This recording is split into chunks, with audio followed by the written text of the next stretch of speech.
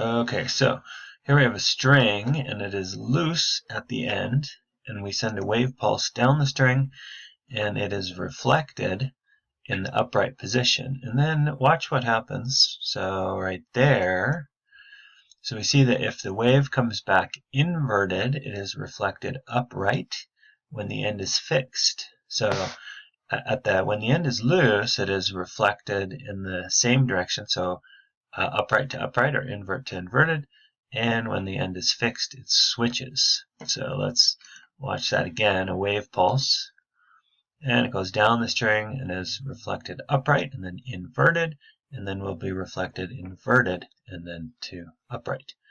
Okay, so we can do a couple things. For example, if we change the tension, let's see what happens with high tension. So I'm going to send the wave pulse down. What do you think?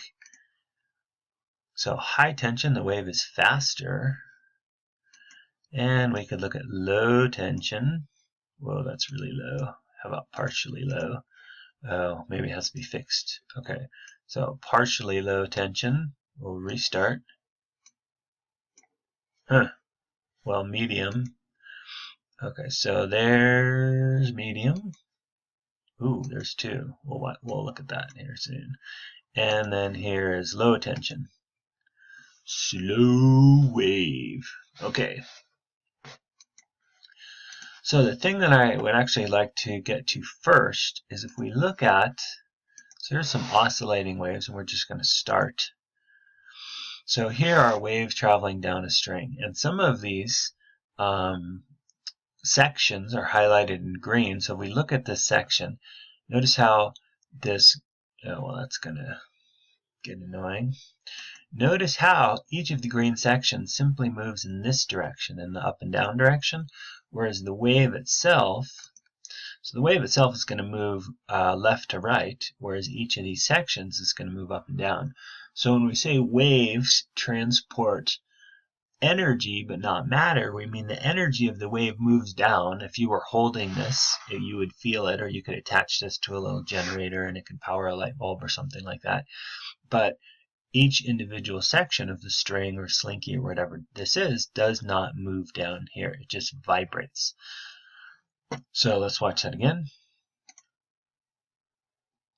So we have some oscillating waves, and notice how the green, right, each individual section just moves up and down, whereas the wave went this way and then went that way. And so now the wave's getting all crazy. We call this superposition of waves. So we have multiple waves interacting at the same time.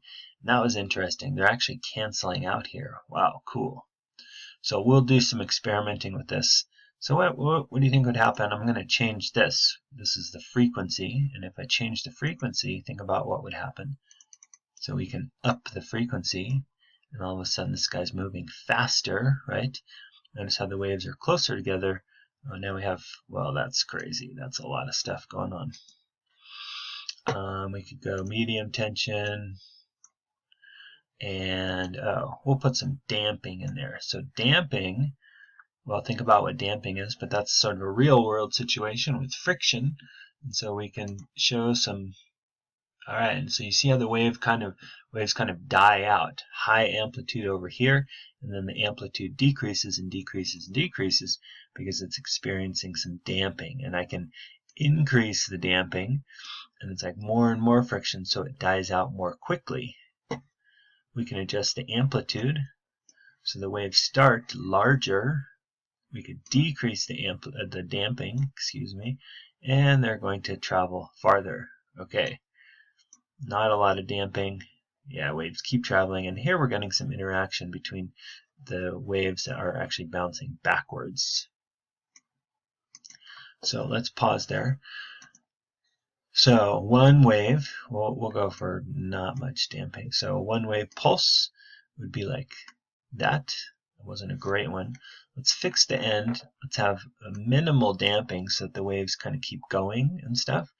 So what I'd like to show is superposition. Maybe we can do this.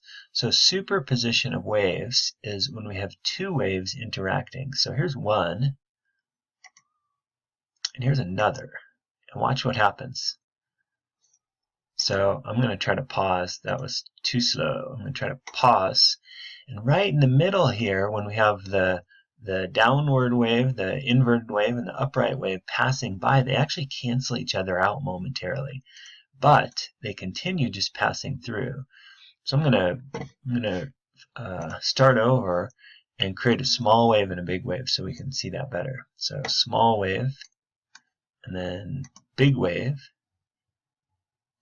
So notice how the big wave is going going right to left, and the small wave is going left to right, and they're going to pass right through right through one another.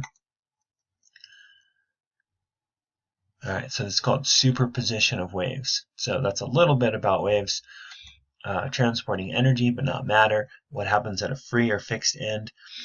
What happens when waves are reflected from a boundary, right? Free or fixed end. And then the superposition of waves, what happens when two waves are moving on the same string and interact.